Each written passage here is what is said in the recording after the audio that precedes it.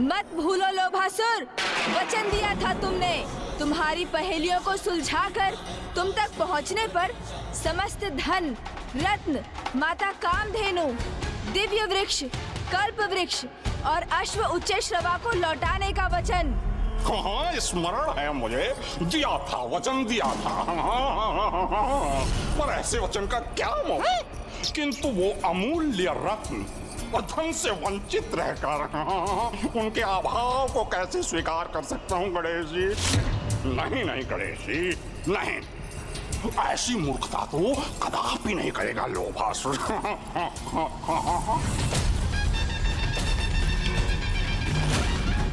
प्रभु, जो अपने द्वारा दिए गए वचनों का मूल्य ही ना समझे, ऐसा दुष्ट संवाद के नहीं दंड के योग होता है। लोभासुर, स्वर्ण और धन नहीं, मनुष्य के वचन ही सर्वाधिक मूल्यवान होते हैं, क्योंकि जो अपने वचन का दृढ़ता से पालन करता है वही सभी के विश्वास और सम्मान का पात्र बनता है, और जो वचनों की मर्यादा को भंग करता है उसके चरित्र का ये अभाव व्यर्थ कर देता है उसके जीवन को। मेरे इन शब्दों को अंतिम चेतावनी समझो और लौटा दो वो धन, वो रत्न जिन पर तुम्हारा कोई अधिकार नहीं, अन्यथा अपना सर्वस्व गवा बैठोगे, न सर्वस्व गवा बैठोगे, न सर्वस्व गवा बैठोगे। गणेश जी, जिस धन को मैंने प्राप्त किया है वो यहीं सुरक्षित रहेगा मेरे लोभित पुर में। उसे मुझसे कोई नहीं छीन सकता, आप भी नहीं।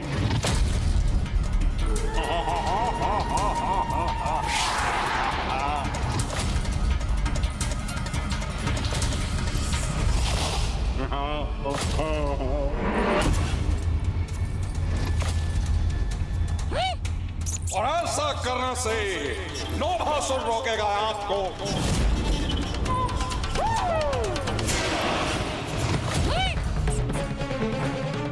लोभासुर तो अब अत्यंत उत्तेजित हो गया है। यदि यही तुम्हारा निर्णय है तो उचित है लोभासुर, मैं भी तुम्हारा सामना करने के लिए प्रस्तुत हूँ।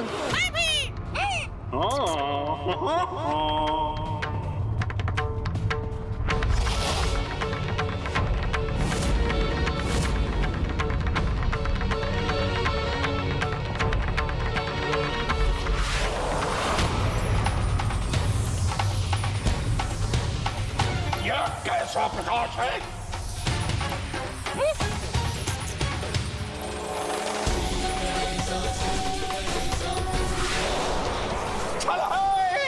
यह मायावी प्रकाश करके कुछ नहीं प्राप्त होगा गणेश जी, कुछ नहीं।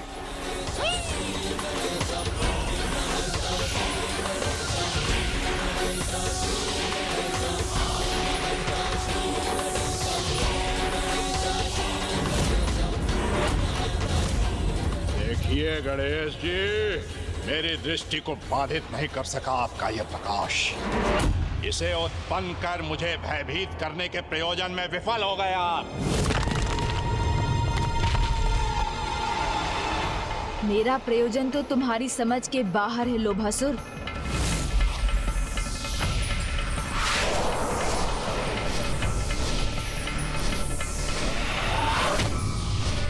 इस तीव्र तेज प्रकाश द्वारा क्षण भर के लिए तुम्हें नेत्रहीन कर भैया के भीतर जाने का मार्ग प्रशस्त करना, यही तो मेरी योजना थी दुष्ट, जिसे सफल करने के लिए बस कुछ समय और तुम्हारी इस उत्तेजना का लाभ उठाकर तुम्हें यहीं स्थिर रखना है मुझे। अच्छा, तो अपने दिव्य अस्त्रों का प्रयोग कर मुझे आतंकित करना चाहते हैं आप? तो मेरा ये मायावी अस्त्र आपके अस्त्रों को प्रयोग करने का अवसर ही नहीं देगा। इसके पूर्व कि आप मुझ पर वार करें, मेरा ये मायावी फांस आपको बंदी बना लेगा।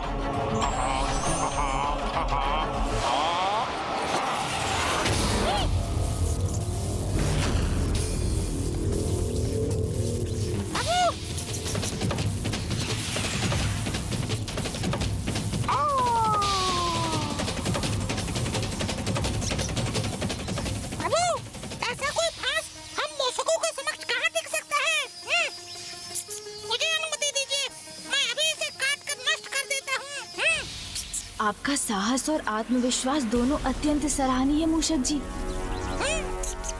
किंतु आप भूल रहे हैं, हमें इस फांस को नष्ट कर इससे मुक्त नहीं होना है, अपितु इसमें उलझकर लोभासुर को यहीं उलझा कर रखना है। इस दुष्ट लोभासुर को यही समझाना है कि वही इस युद्ध में विजयी हो रहा है, तभी तो हमारी अपनी योजना सफल होगी। ओह हाँ, प्रभु तो उचित कह रहे हैं, अभी मुझे स्मरण हुआ है। हम उसकी पहेलियां सुलझा भी दें तो भी वो दुष्ट लोभासुर अपने वचन पर कदापि स्थिर नहीं रहेगा। स्वेच्छा से तो वो कुछ भी नहीं लौटाएगा और महादेव से अजय होने का वरदान प्राप्त होने के कारण उसे युद्ध में पराजित करना भी असंभव है। जिस लोभी के जीवन का आधार उसके लोभ का चरम हो, तो फिर क्या उपाय है प्रभु? वो तो अपनी पराजय तभी स्वीकार करेगा जब वो अपने लोभ से प्राप्त धन और रत्न खोने पर विवश हो जाए, और ऐसा करने हेतु मैं और मूषक जी लोभासुर को उलझा कर रखेंगे। और भैया, आप इस अंतराल में अवसर प्राप्त होते ही गुफा के भीतर प्रवेश कीजिएगा और जो भी उसने चुराया है उसे लोभासुर के मायावी कपाल में भरकर लौट आइएगा, और उसी मायावी कपाल के द्वारा आप समस्त धन पुनः प्राप्त कर लीजिएगा जिसका प्रयोग उसने धन चुराने के लिए किया था। और कुबेर जी, आप अपने धन कोष के द्वार खोल कर रखिएगा, क्योंकि वहाँ का समस्त धन अब शीघ्र ही वहाँ लौटने जा रहा है, क्योंकि मुझे पूर्ण विश्वास है कि मैं और मूषक जी उस लोभासुर को उलझा कर रखने में अवश्य सफल होंगे, जो हमारी योजना का आधार है। मुझे प्रभु की योजना के अनुसार ही कार्य करना होगा। लोभासुर को विश्वास दिलाना होगा कि स्थिति उसके नियंत्रण में है, तभी तो वो असावधान होगा।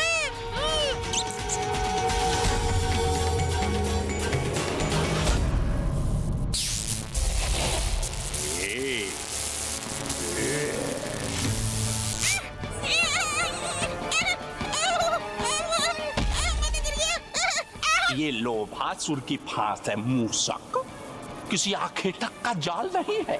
हाँ प्रभु, यदि इसे मैं नहीं काट सका तो फिर इसे काटना तो असंभव ही है। उचित कहा तुमने। मेरे मायावी फांस का कोई काट नहीं है, कोई पंडित इसे खंडित नहीं कर सकता। अभी तो मेरी ये सफलता का आरंभ है गणेश जी। देखिए ना, आप मुझे अपने फांस के वार से बंदी भी नहीं बना सके, किंतु मैंने आपको बंदी बना लिया गणेश जी। और क्षमा करिएगा गणेश जी, आप इस अवस्था में तब तक रहेंगे जब तक हमारे महानायक भंडासुर जी की तपस्या संपूर्ण नहीं हो जाती।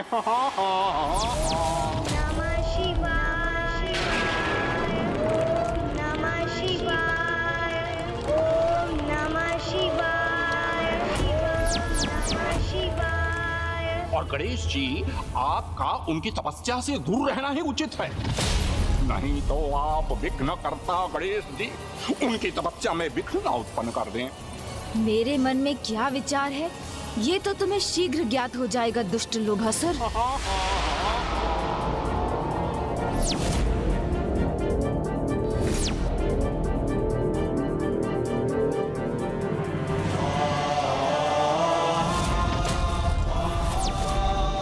समस्त धन तो यही है,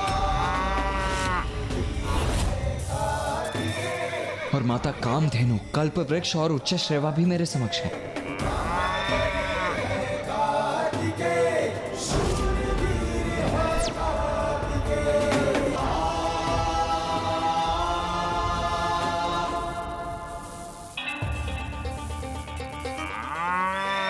तो अब बस इन सभी को यहां से ले जाने हेतु उस मायावी कपाल को ढूंढना होगा मुझे, किंतु ये है कहां?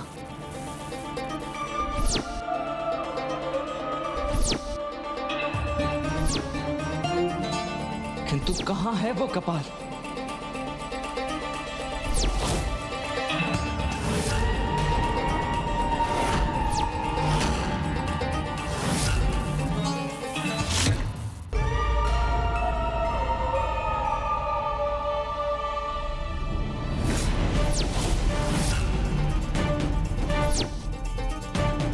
यहां सिंहासन के निकट तो नहीं है। शस्त्रागार, हाँ, वहां ही हो सकता है।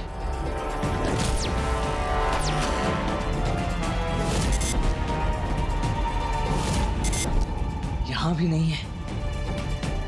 फिर कहाँ है वो कपाल?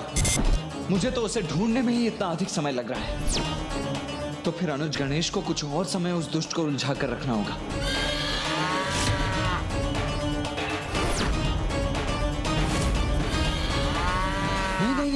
नहीं। आप सभी कोई ध्वनि उत्पन्न मत कीजिए। मैं आप लोगों को यहाँ से मुक्त कराने ही आया हूँ।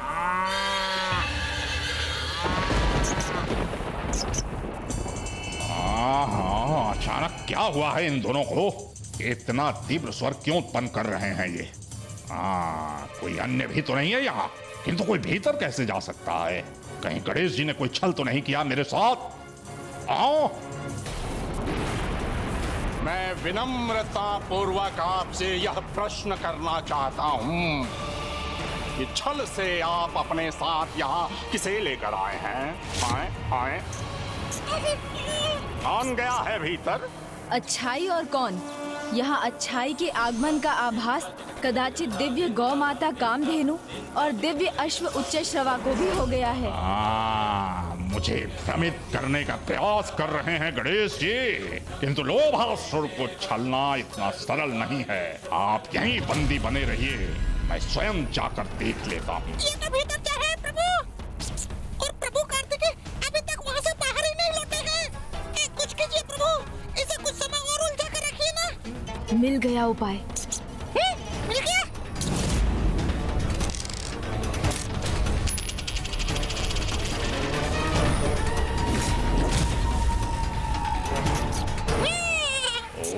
ओहो, कितनी मधुर ध्वनि है ये, जैसे एक मुद्रा धरती से टकराई हो। कदाचित ये वही मुद्रा है जिसे मैंने खोया था। जब ये मेरे समक्ष है तो इसे तो शीघ्र प्राप्त करना चाहिए मुझे।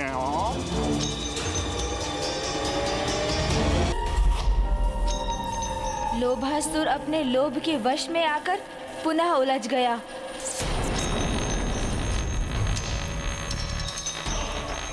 तुम्हें छोड़ूंगा नहीं मैं।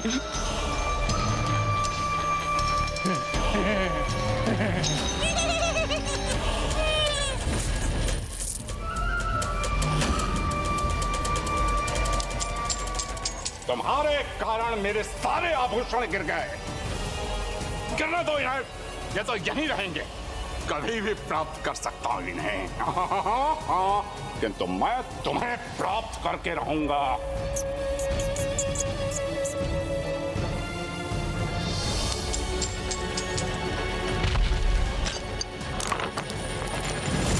अब आप तीनों ही मुझे ये बताने की कृपा कीजिए कि उस दुष्ट लोभासुर ने अपने उस मायावी कपाल को कहां छिपा कर रखा है।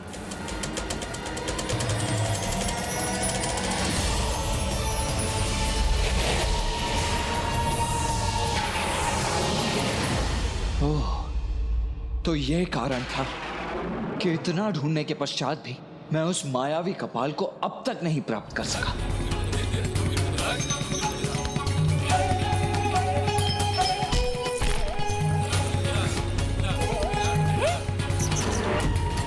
वो मायावी कपाल जिसे भैया भीतर ढूंढ रहे होंगे, वो तो यहाँ है। किंतु उस मायावी कपाल को तो उस दुष्ट ने अपने तन से ही बांध कर रखा है। तो अब उसे कैसे प्राप्त करूंगा मैं?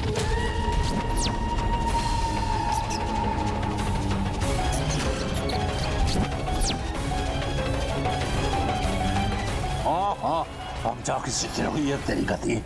छोड़ूंगा नहीं। हाँ।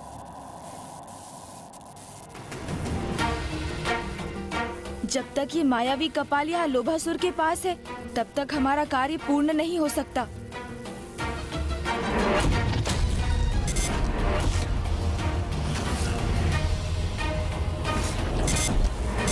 तो अब जाके ज्ञात हुआ है मुझे आपका छल। मेरा अनुमान उचित ही था। कोई अन्य भी है यहाँ।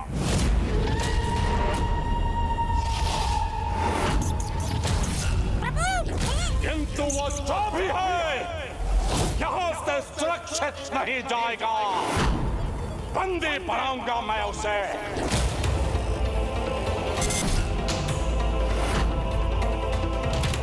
मूषक जी, जब कोई योजना विफलता की ओर बढ़ने लगे तो हमें शीघ्र उसके विकल्प का प्रयोग करना चाहिए। हाँ प्रभु।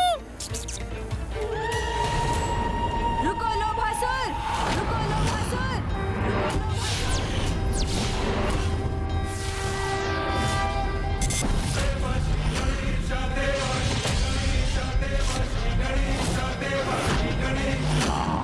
मेरे बंधन से मुक्त हो गए ये। प्रभु मैं भी अपना आकार बड़ा कर लेता हूँ। तुमने यही कहा था ना लोभासुर कि महादेव से वरदान प्राप्त कर अजय हो गए हो तुम। तो आओ, उसका प्रमाण दो मुझे।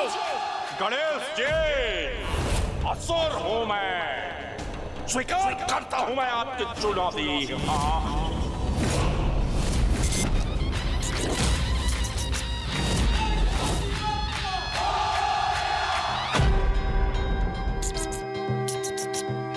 खजाना।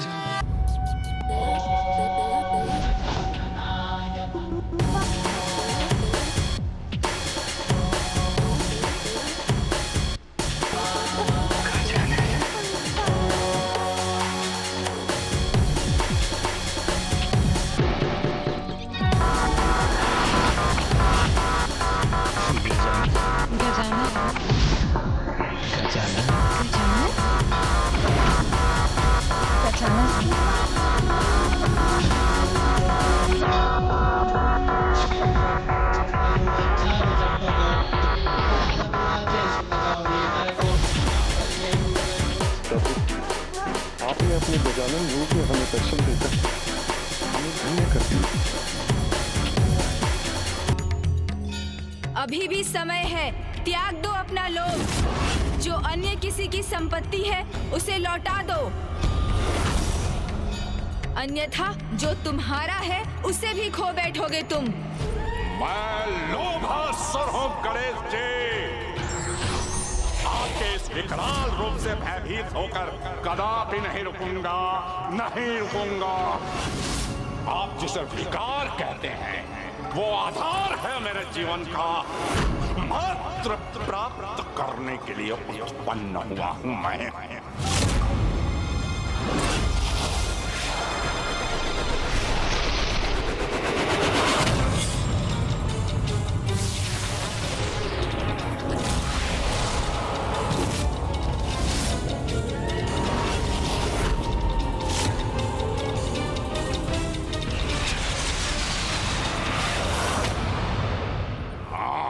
ये क्या?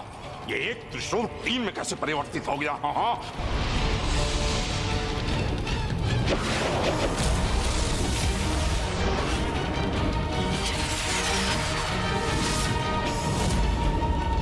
गजानन, आपकी युक्ति समझ गए मैं।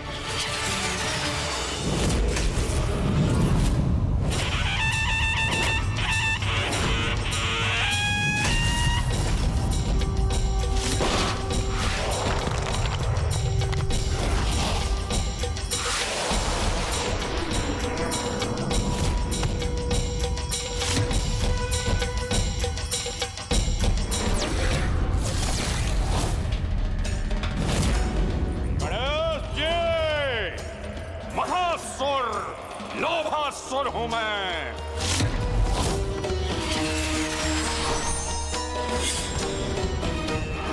इन्हें कम आंककर बहुत बड़ी भूल की मैंने।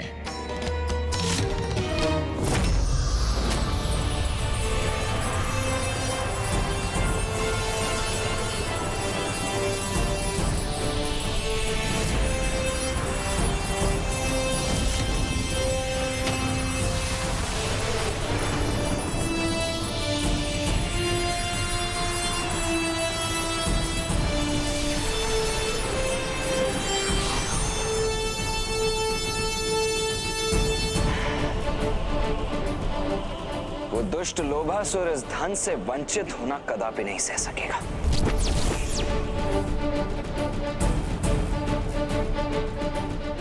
मैं आपको क्षति अवश्य पहुंचाऊंगा लोभासुर,